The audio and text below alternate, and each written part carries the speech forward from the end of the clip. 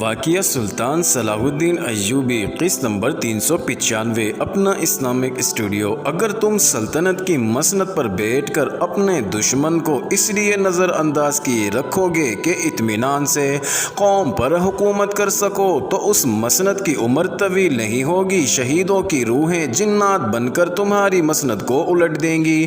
جینے کا مقصد وہ رکھو جو خدا کو عزیز ہو اور جس میں قرآن کا حکم شامل ہو۔ میرے عزیز بیٹو، آج میں اپنے باپ کا ورثہ تمہارے سپرد کرتا ہوں۔ آج سے تم میرے نہیں، سلطنت اسلامیہ کے بیٹے ہو۔ میں نے تمہاری ماں سے کہہ دیا ہے کہ بھول جا، تیری کوکھ نے کوئی بیٹے جنے تھے، اگر انہیں بھول نہ سکی تو ان کی زندگی کی دعا نہ کرنا۔ میں انہیں وہاں ذبح کرانے لے جا رہا ہوں جہاں ابراہیم علیہ السلام نے اپنے بیٹے کو اللہ کی راہ پر قربان کرنے کے لیے اس کی گردن پر چھری رکھی تھی۔ اگر دعا کرنی ہے تو اللہ سے یہ التجا کرنا کہ تو نے جو دودھ ان بچوں کو پلایا ہے یہ نور سے منور خون بن کر مسجد اقصی کا فرش دھو ڈالے، اور اللہ کرے گا ایسا ہی ہوگا۔ عہد کرو میرے بیٹو، میں زندہ نہ رہا تو بیت المقدس کو تم آزاد کراؤ گے۔ ناظرین، سلطان ایوبی نے دونوں بیٹوں کو سن 1099 عیسوی کی خون چکا داستان سنائی، اور جب اس نے اپنے بیٹوں کو جانے کی اجازت دی تو انہوں نے سلطان ایوبی کو اس طرح سلام نہ کیا جس طرح بیٹے اپنے باپ کو کیا کرتے ہیں۔ وہ اٹھے اور الافضل جو بڑا تھا بولا، سلطان عالی مقام، صرف شہید ہونا کوئی کارنامہ نہیں، ہم شہادت سے پہلے بیت المقدس کی گلیوں میں دشمنوں کا اتنا خون بہائیں گے کہ آپ کے گھوڑے کے پاؤں پھسلیں گے، اور ہم دیکھیں گے کہ آپ مسجد اقصی سے صلیب اپنے ہاتھوں اتار کر صلیبیوں کے غلیظ خون میں پھینک رہے ہیں، مگر یہ خون نہتے شہریوں کا نہیں ہوگا۔ ہاں میرے بیٹے، سلطان ایوبی نے کہا، یہ خون زیرہ پوش صلیبیوں کا ہوگا۔ الافضل نے کہا، یہ خون اس لوہے سے ٹپکے گا جس سے صلیبیوں نے اپنے جسم ڈھانپ رکھے ہیں۔ ایمان کی تلوار باطل کے فولاد کو کاٹنے کی طاقت رکھتی ہے۔ اللہ تمہاری زبان مبارک کرے۔ سلطان ایوبی نے کہا۔ بیٹوں نے فوجی انداز سے باپ کو سلام کیا اور باہر نکل گئے۔ اب سلطان ایوبی بیت المقدس سے 40 میل دور بحیرہ روم کے کنارے اسکلان میں اس چیتے کی طرح بیٹھا جو اپنے شکار پر جھپٹنے کے لیے تیار ہو۔ جذباتی طور پر وہ فوراً بیت المقدس کی طرف پیش قدمی کرنے کو تیار تھا، لیکن وہ جنگ کے حقائق کو دیکھ رہا تھا۔ یہ 40 میل کا فاصلہ تو جیسے آتش فشاں چٹانوں سے بھرا پڑا تھا۔ بیت المقدس کا دفاع ہی ایسا تھا، صرف شہر کے ارد گرد ہی دیوار نہیں تھی بلکہ اس شہر کے ارد گرد دور دور تک کے علاقے میں چھوٹی چھوٹی قلعہ بندیاں اور صلیبی فوج کی چوکیاں یعنی آؤٹ پوسٹیں تھیں۔ گشتی پہرے کا انتظام بھی تھا۔ گھڑ سوار پارٹیاں ان راستوں پر گھومتی پھرتی رہتی تھیں جن سے بیت المقدس تک پہنچا جا سکتا تھا۔ اب یہ دفاعی انتظامات پہلے سے زیادہ سخت کر دیے گئے تھے۔ ناظرین، بیت المقدس کے اندر جو فوج تھی اس کے جرنیلوں کو سلطان ایوبی کی ہر ایک نقل و حرکت کا علم تھا، مگر ان میں اب اتنی ہمت نہیں رہی تھی کہ سلطان ایوبی کو اسکلان میں روک لیتے یا اس پر جوابی حملہ کرتے۔ ناظرین، حتین تک سلطان ایوبی نے ان کی عسکری قوت کا بہت زیادہ خون نکال لیا تھا۔ بیت المقدس کا حکمران گائی آف لوزی نان تھا جو حتین میں جنگی قیدی ہو گیا اور اب دمشق کے قید خانے میں تھا۔ وہ جو فوج اپنے ساتھ لے گیا تھا اس کا کچھ حصہ مارا گیا، کچھ جنگی قیدی ہوا اور باقی فوج ایسی بھاگی کہ اب اس کے افسر، سپاہی اور زیرہ پوش نائٹ زخمی یا خوف زدگی کی حالت میں بیت المقدس میں آ رہے تھے۔ نائٹوں کے مورال میں کچھ جان تھی کیونکہ انہیں اپنے رتبے اور اعزاز کا پاس تھا۔ دیگر فوج نے شہر میں جا کر دہشت پھیلا دی۔ جرنیلوں نے نائٹوں کو اثر-نو منظم کر لیا۔ ناظرین، اس طرح بیت المقدس کے اندر کی تعداد 60,000 ہو گئی تھی۔ چونکہ یہ تمام آبادی کو معلوم ہو گیا تھا کہ سلطان ایوبی شہر پہ شہر فتح کرتا آ رہا ہے، اس لیے شہری بھی لڑنے مرنے کے لیے تیار ہو گئے۔ شہر کے دفاع کو اور زیادہ مستحکم کر لیا گیا۔ ناظرین، شہر کے 1-2 دروازوں کو دن کے دوران کھلا رکھنا پڑتا تھا کیونکہ میدان جنگ سے بھاگے ہوئے صلیبی اکیلے اکیلے اور دو دو چار چار کی ٹولیوں میں آتے رہتے تھے۔ سلطان ایوبی کے جاسوس پہلے ہی شہر میں موجود تھے۔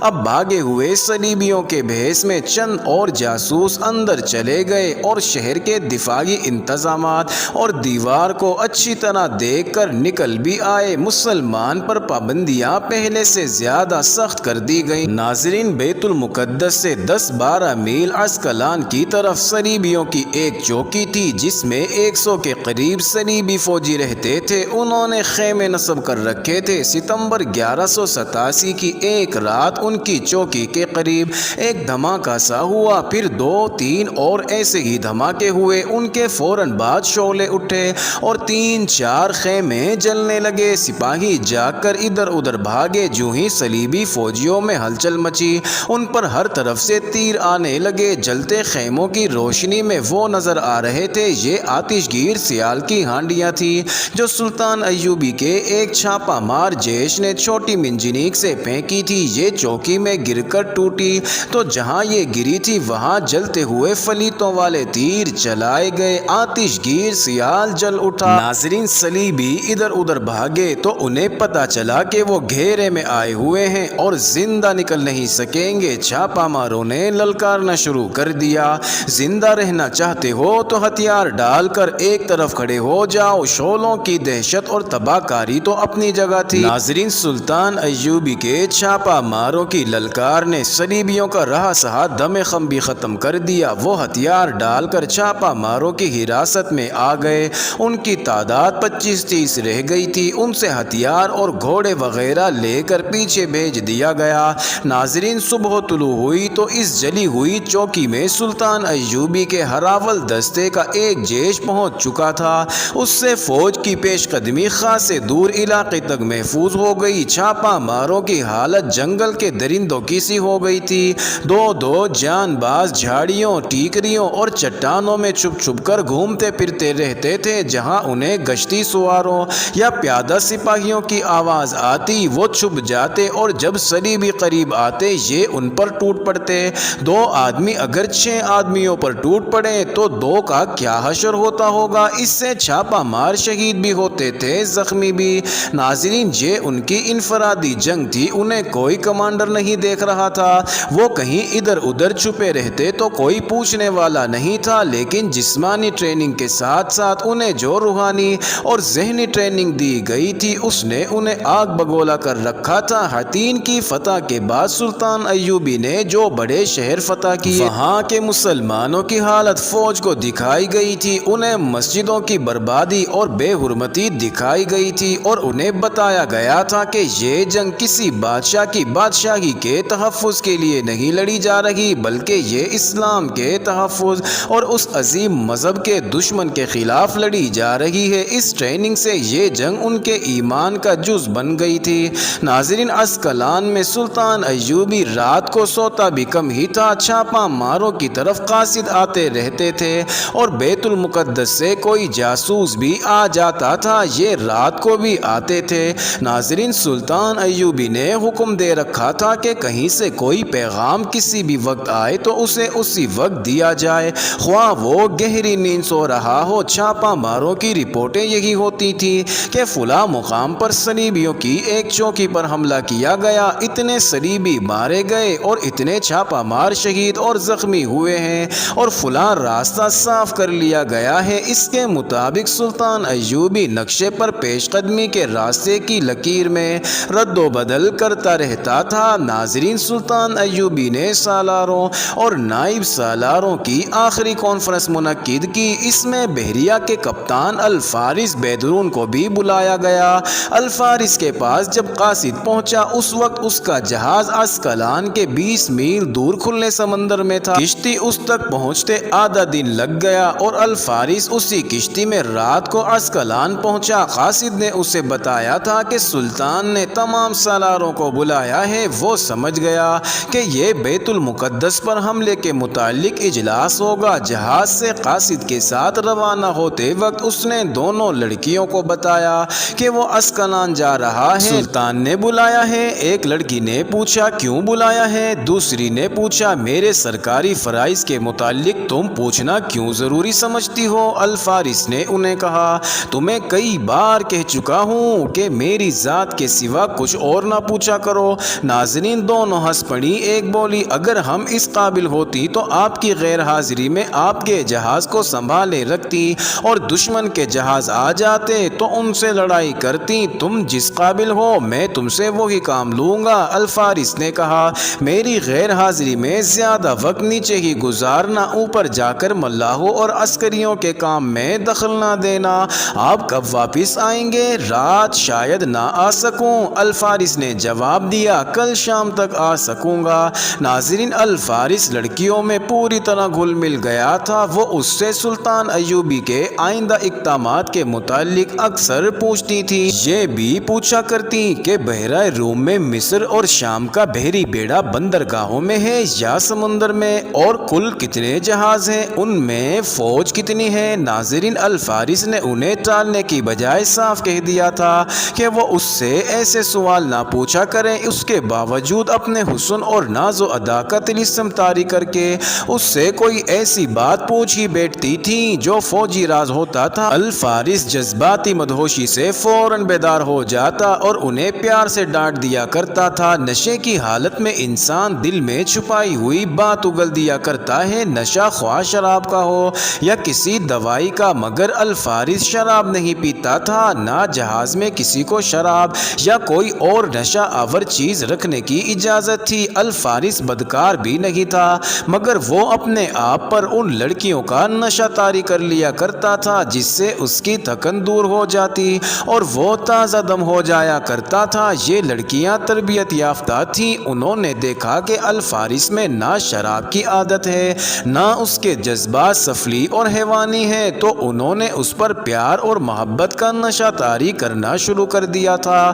مگر الفارس اپنے فرائض اور ذمہ داری کا اتنا پکا تھا کہ جذبات پر مدہوشی طاری ہوتی تو بھی اپنے فرض سے کوتاہی نہیں کرتا تھا۔ ناظرین ایک رات الفارس گہری نیند سویا ہوا تھا، لڑکیاں اپنے کیبن میں تھیں، دونوں اوپر چلی گئیں اور عرشے کے جنگلے کے سہارے سمندر پر چاندنی کے بکھرے اور چمکتے ہوئے موتیوں سے لطف اٹھانے لگی۔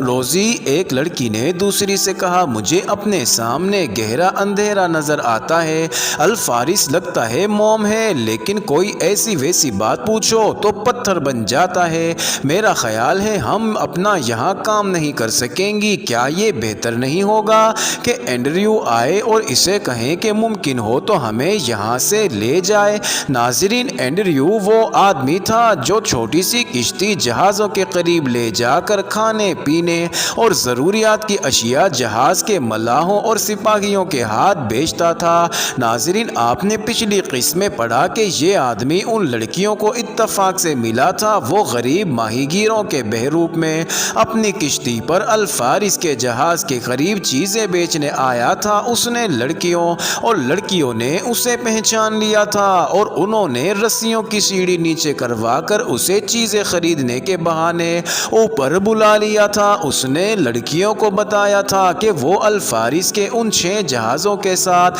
سائے کی طرح لگا ہوا ہے اور وہ موقع ملتے ہی ان جہازوں کو تباہ کرا دے گا۔ لڑکیوں نے اسے بتایا تھا کہ وہ کس طرح الفارس سے ملی تھی اور انہوں نے خانہ بدوش بن کر اس جہاز میں پناہ لے لی ہے۔ لڑکیوں نے اسے یہ بھی بتایا کہ وہ پناہ کے بہانے جاسوسی اور تباہ کاری کریں گی۔